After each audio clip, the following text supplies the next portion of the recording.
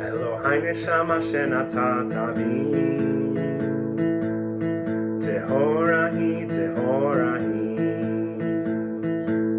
אלוהי נשמה שנתת בי, טהורה היא, טהורה היא. Awake, my soul. Awake,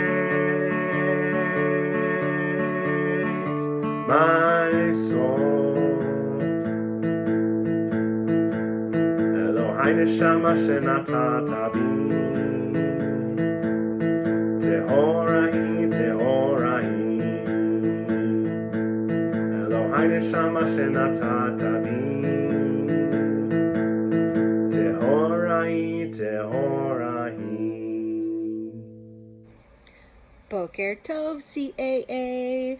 This is Rabbi Marcy Bellows coming to you from Chester, Connecticut, and I'm so excited to be with you for MoMoments.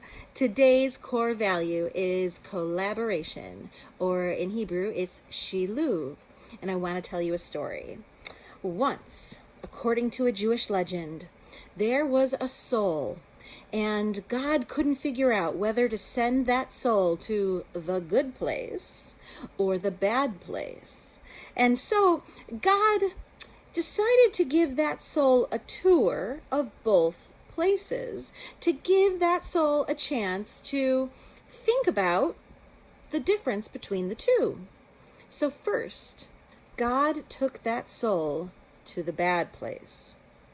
And when that soul got there, the soul saw something very surprising.